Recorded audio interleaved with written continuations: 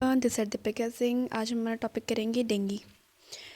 Dinghy basically हम सभी को पता है, it is a viral disease. Dengue fever, there are 4 type of dengue virus called flavivirus, causative agent dengue virus, transmission through mosquito bite is Aedes aegypti, high during rainy season, common in children below 15 years of age. Okay, dengue virus के बारे में उसके clinical feature है कुछ बताने से पहले हम इसकी एक पैथो देखेंगे। ठीक है, पैथो में सबसे पहले देखो, मॉस्किटो जब बाइट करता है ना, तो इसमें वायरस हमारी बॉडी में एंटर होगा। बेसिकली वायरस के पास एक रिसेप्टर होता है कॉल्ड मैनोज रिसेप्टर, उसकी साइटोप्लाज्म में, जो कि रिसेप्टर मीडिएटर एंडोसाइटोसिस करता है और एंटर करता है हमारे जो सेल के साइटोप्लाज्म में। ठीक है, अब यहाँ पे ना साइटोप्लाज्म से हमारी WBC जो होती है ना, वो उसे किल कर सकती है। ठीक है, बेसिकली एंडोसाइटोटिक वेसिकल्स की फॉर्म में एंटर करता है ये। ठीक है, दोबारा देखो, मैं डायग्राम बना रही हूँ। सबसे पहले है कि मॉस्किटो एक हुआ, ठीक है, उसने बाइट किया, वायरस हमारे साइटोप्लाज्म में एंटर हुआ थ्रू मेनोस रिसेप्टर, साइटोप्लाज्म पे उससे एंटर हुआ बॉडी में। ठीक है, अब एंटर कैसे होगा, ये जो हमारी साइटोप्लाज्म है ना, इसकी प्रोजेक्शन अंदर की साइड होगी and this is called endocytic vesicle. ठीक है, एंडोसाइटिक वेसाइकल की फॉर्म में ये एंटर होगा हमारी बॉडी में। ठीक है, एंडोसाइटिक वेसाइकल की फॉर्म में। अब क्या होगा, इस वेसाइकल को ना हमारी WBC जो किल कर सकते हैं, बट यहाँ पे हमारे डेंगू वायरस ने अपने अंदर एक एवोल्यूशन किया है कि ये ना, इस पर एक प्रोटीन होता है ई प्रोटीन, जैसे वो अंदर एंटर करता है ना, इसके सेल वॉल में प्रोटीन होता है ई प्रोटीन, जैसे वो सेल के अंदर एंटर करेगा वैसे ही ई प्रोटीन जो होगा वो हमारी एंडोसाइटोटिक वेसल्स के साथ डिज़ोल्व हो जाएगा, इसके साथ डिज़ोल्व हो जाएगा। ठीक है, और अंदर का जो RNA है ना, सिंगल स्ट्रैंड RNA, वो हमारा साइटोप्लाज्म में घूमने लगेगा और ये साइटोप्लाज्म में घूमने के बाद जो ट्रांसक्रिप्शन एंड ट्रांसलेशन होता है उसे हाईजैक करेगा और जेनेटिक मटेरियल जो हमारा RNA है, RNA प्रोटीन, वो DNA में कन्वर्ट होगा। ठीक है, अब ये जो DNA है ना, ये हमारे जो साइटोप्लाज्म के न्यूक्लियस पे एक्ट करके यहाँ से अपनी वायरल DNA प्रोड्यूस करेगा एंड वायरल प्रोटीन प्रोड्यूस करेगा। ठीक है, अब यहाँ से वायरल प्रोटीन वायरल DNA जो प्रोड्यूस होंगे वो हमारे एंटर करेंगे, हाँ, वो सेल को बर्स्ट करके बाहर पूरी बॉडी में सर्कुलेशन में एंटर करेंगे। ठीक है, नॉट अ बर्स्ट कह सकते हैं, इवन वो रिलीज़ ही होंगे, क्योंकि हम भी न्यू DNA जब फॉर्म होता है उसको रिलीज़ करते हैं। ठीक है, तो वो रिलीज़ होंगे। ओके, रिलीज़ होने के बाद, ठीक है, जैसे ये हमारा साइटोप्लाज्म था, सबसे पहले इसमें एंटर किया वायरस। ठीक है, साइटोटिक वेसाइकल बनाया। ठीक है, वेसाइकल के अंदर जो हमारा वायरस था उसने इसके साथ फ्यूज़ किया और अपना RNA निकाल दिया। ठीक है, इसने हमारा जो न्यूक्लियस था ना उस पर एक्ट किया और जो प्रोटीन था वो भी हमारा वायरल प्रोटीन बनने लग गया एंड नाउ जो हमारे वायरस थे ना वो हमारे सेल खुद ही प्रोड्यूस करने लग गए। ठीक है, अब ये जो होगा ना, वायरस एंटर करेगा हमारी बॉडी में, इम्यून सिस्टम जैसे जैसे डिटेक्ट करेंगे कोई वायरस हमारी बॉडी के अंदर आया है, वो WBC जो होगी, सिग्नलिंग प्रोटीन, साइटोकाइंस, इंटरफेरॉन्स, ठीक है, ये सारे प्रोड्यूस करेंगे। हमें रिजल्टिंग सिम्टम में देखने को मिलेगा कि हेडेक हो गया, माइल्जिया हो गया, फीवर हो गया। ठीक है, ये सारी चीज़ें हमें देखने को मिलेंगी, इसके बारे में बात करेंगे, बस शॉर्ट अप सुनो इसकी पैथो क्या है। ठीक है, उसके बाद सेकेंड है कि जो सीवियर स्टेट होती है ना, जिसमें वायरस की क्वांटिटी जो होती है बॉडी में बहुत ज़्यादा बढ़ जाती है, उसमें क्या होता है कि वायरस जो होता है हमारे ब्लड वेसल्स की परमेबिलिटी को, ठीक है, इंक्रीज़ कर देते हैं, जिससे कि जो जो हमारे वेसल्स में, ब्लड वेसल्स में फ्लूइड फिल कर रहा है ना, वो हमारे एंटर करेगा, ब्लड स्ट्रीम से लीक होगा। ठीक है, लीक होगा और जो हमारी ब्लड वेसल उसमें बहुत कम ही फ्लूइड फ्लो करेगा। ठीक है, एज अ रिज़ल्ट जो ब्लड सर्कुलेशन में जो ब्लड वेसल्स होते हैं ना, तो उसमें ब्लड बहुत ज़्यादा कम रहेगा। एज अ रिज़ल्ट हमें BP जो होगा उस पर्सन का बहुत ज़्यादा डिक्रीज़ करेगा। ओके, और जो ब्लड सप्लाई होगी हमारी वाइटल ऑर्गन्स पे, वो भी डिक्रीज़ हो जाएगी। Further dysfunctioning of the bone marrow की डिसफंक्शनिंग इसमें इसलिए होती है due to infection of the stromal cell. जो स्ट्रोमल सेल होते हैं हमारे बोन में, उनमें अटैक होता है स्ट्रोमल सेल्स पे, इसीलिए हमारे जो हमारे प्लेटलेट होते हैं, नंबर काउंट, वो डिक्रीज़ हो जाते हैं। ठीक है, और इंक्रीज़ रिस्क होता है ब्लीडिंग में, जैसे हमें पता है कोगुलेशन में प्लेटलेट बहुत ज़्यादा हेल्पफुल होते हैं। ठीक है, तो इसकी वजह से बहुत सारे सिम्टम शो करते हैं। ठीक है, इतना आपने सुन लिया, अब हम आगे बात करते हैं।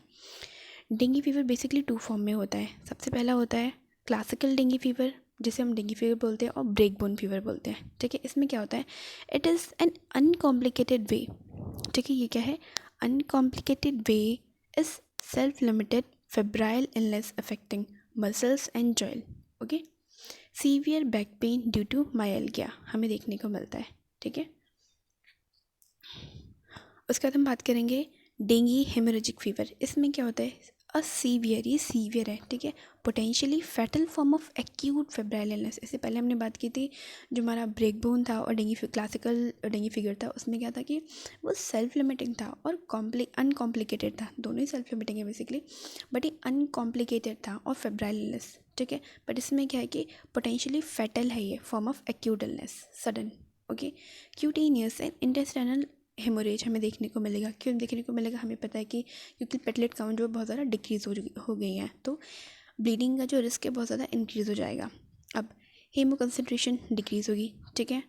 हाइपोवोलेमिक शॉक हमें देखने को मिलेगा एंड न्यूरोलॉजिकल डिस्टर्बेंस हमें देखने को मिलेगी क्योंकि वाइटल ऑर्गन्स पे हमारा ब्लड सर्कुलेशन नहीं है proper.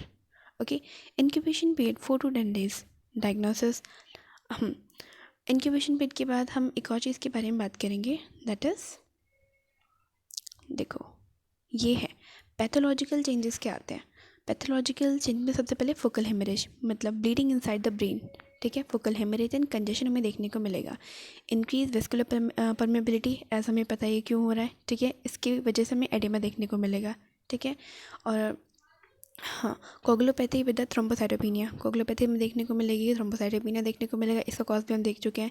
Haemo concentration, basically haemoconcentration का मतलब क्या होता है, abnormally high concentration of the blood, high concentration and not amount, means जो ब्लड होगा बहुत ज़्यादा कंसनट्रेटेड हो जाएगा, थिक हो जाएगा, ठीक है। इसको फ्लेबोटोमी भी बोलते हैं। तो हमारे पैथोलॉजिकल चेंजेस आएंगे।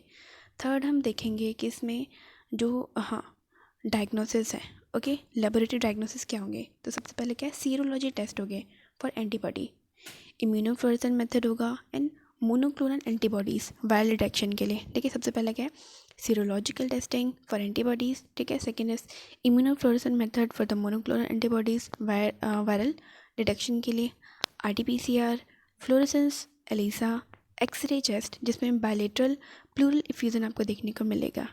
डी अरेंज लीवर जो फंक्शन टेस्ट होता है, LFT होता है, उसमें डी अरेंज मिलेगा, मतलब इसमें जो रिवर्स AG रेशो में देखने को मिलेगी, इंक्रीज ट्रांसफामाइनेज एंड हाइपो एल्बुमिनेमिया, ओके। और प्रोलॉन्ग कोगुलेशन टेस्ट, जो कोगुलेशन का टाइम होगा बहुत ज़्यादा प्रोलॉन्ग हो जाएगा, बढ़ जाएगा। Prothrombin and thrombin time increase मिलेगा। एक्टिवेटेड पार्शियल थ्रोम्बोप्लास्टिन टाइम हमें मिलेगा, ठीक है। तो ये सारी चीज़ें में क्या है, हमारे डायग्नोसिस है, इसमें डायग्नोस करेंगे हाँ जी उस पर्सन को क्या है, डेंगू फीवर है। Second is WHO criteria for the diagnosis. सबसे पहले फीवर एक्यूट होगा, एक्यूट ऑनसेट होगी, कंटिन्यूस होगा, lasting for the 2 to 7 days। Haemorrhagic manifestation में हमें at least a positive tourniquet test, tourniquet test क्या होता है इसको मैं नेक्स्ट वीडियो में बताऊंगी, ठीक है। पॉजिटिव टॉर्निक्यूट टेस्ट होगा, petechial, purpura, ecchymosis, epistaxis, bleeding gums, haematemesis and melaena, ये सारी चीज़ें हमें देखने को मिलती हैं, ठीक है। ये हेमोरेजिक मैनिफेस्टेशन है। Third is liver enlargement, thrombocytopenia, मतलब प्लेटलेट जो होंगे 1 लाख से डिक्रीज़ कर जाएंगे। हीमो कंसनट्रेशन मीन्स हेमाटोक्रिट जो होगा increase by 20%, okay, because blood बहुत ज़्यादा थिक हो चुका है। ऐसा क्यों है, बिकॉज हमने पढ़ा है कि जो बोन मैरो है ना, उसमें इन्फेक्शन की वजह से, उनके स्ट्रोमल सेल पे इन्फेक्शन की वजह से जो नंबर ऑफ प्लेटलेट वो डिक्रीज़ हो गया, so increase the risk of bleeding, okay. उसके बाद हम बात करेंगे डेंगू शॉक सिंड्रोम, वो क्या होता है। तो WHO का क्राइटेरिया है कि डेंगू शॉक सिंड्रोम किसे बोलेंगे, जब हमारी वीक पल्स होगी, BP जो होगा बहुत ज़्यादा डिक्रीज होगा, 200 mmHg से कम होगा, hypotension with cold, clammy skin and restlessness, उस पर्सन को बहुत ज़्यादा फील होने लगेगी, तो उसे हम बोलेंगे dengue shock syndrome. Now we will talk about the management पे हमें, जैसे हमने बताया कि जो क्लासिकल डेंगू फीवर होता है तो सिम्टोमेटिक रिलीफ देते हैं, बट जहाँ पे डेंगू हेमरेजिक फीवर आता है एंड डेंगू शॉक सिंड्रोम आता है, उसमें हम क्या करते हैं, उसमें सिम्टोमेटिक भी देते हैं और साथ में fluid replacement, blood transfusion, corticosteroid हम देते हैं पेशेंट को। Patient often need ICU care with the haemodynamic monitoring, antimicrobials, haematology, nutritional support, haematological and nutritional support हम देते हैं पेशेंट को, ठीक है। तो ये इसकी मैनेजमेंट है। तो यहाँ से आज हम अपना टॉपिक ख़त्म करते हैं, दैट इज़ डेंगू फीवर। हम फीवर की सारी videos, chikungunya, dengue, typhoid, influenza, ये सारी की सारी हम कंप्लीट करेंगे, ठीक है। तो छोटा सा जल्दी से इसको रिवाइज कर लेते हैं। सबसे पहले हमने पढ़ा बट इस डेंगू फीवर। डेंगू फीवर जो होता है basically 4 type of dengue virus होते हैं हमारे। फ्लैपी वायरस जिन्हें बोलते हैं। पॉजिटिव एजेंट होता है डेंगी वायरस ही होता है। ट्रांसमिशन मॉस्किटो बाइट के थ्रू होता है, ठीक है। उसका कॉमन होता है, हाई होता है ड्यूरिंग रेनी सीजन।